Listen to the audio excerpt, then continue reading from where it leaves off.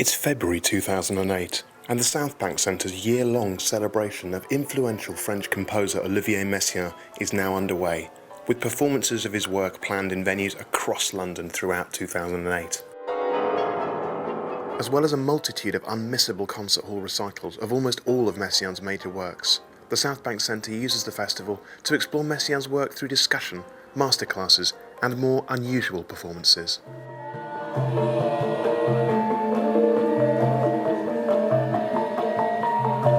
The sheer breadth of Messiaen's influence and the importance of his role in 20th century music quickly becomes apparent when talking to the composer's more prominent fans, including rock legend and Cream bassist Jack Bruce, who explains his fascination with Messiaen. I first was aware of Messiaen quite late on, really. It wasn't till, I think it was about 1969 that I first heard, I'm sure it was Chronochromy. It was the first thing I heard, so it was sort of in at the deep end.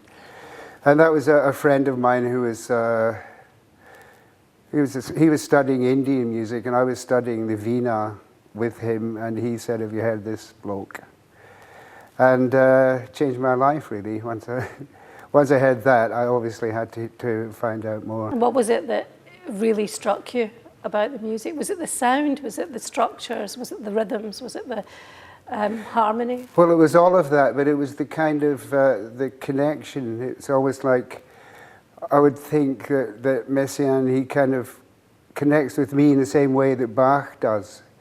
It's an emotional, maybe even a spiritual level, without talking about the religious side of it, because I'm not a religious person. But there is a spirituality about it that you recognize in the same way that with Bach, or even somebody like Nusrat Fateh Ali Khan. There's a depth to it. I think that's, for me, that's what touches me with Olivier Messiaen. And in the Queen Elizabeth Hall, the festival sees a memorable opening concert, with Pierre-Laurent Aimard at the piano and Susanna Malky conducting the ensemble Anta Contemporain in the festival's title piece, From the Canyons to the Stars. Tonight's concert was astonishing. It was a wonderful performance. All the various elements that go to make a great concert were just so preeminently there. Good, very good piece, and to play with Pierre-Laurent Aimard, and it was my third concert with Ensemble Anta Contemporain, so it was very special. It's a very particular piece that's not done very often, but it should be, because it's really a piece that takes makes an acoustic effect that is very, very special. And I thought we had that tonight. The listeners are drawn in to a different sound from other forms of 20th century music, and it appeals to the young in bucket loads. With the festival underway, the Nash Ensemble finalises preparations for their performance of a quartet for the end of time, composed by Messiaen under extraordinary conditions in a prisoner of war camp during the Second World War. Before the concert, festival artistic director Pierre-Laurent Aimard explains the significance of this piece. It seems that he brings his composition technique further. So in terms of time, there are moments when he makes experiment on the sound, like in the piece for clarinet, the third extraordinary movement, when he let us hear one single tone from nothing to almost distortion.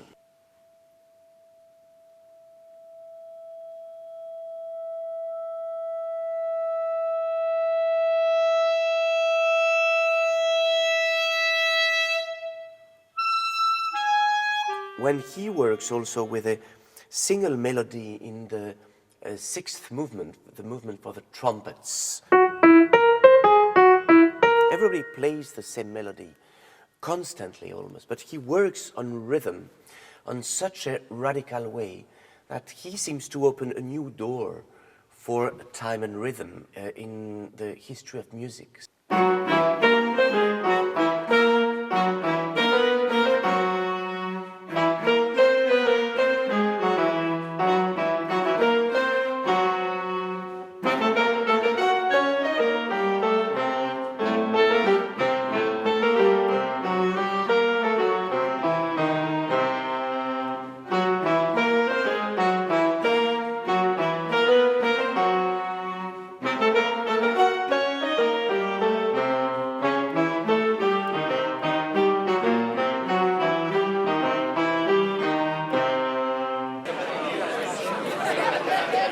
French are having to come to London to actually see the largest Messiaen Festival in the world, and I think the most ambitious festival.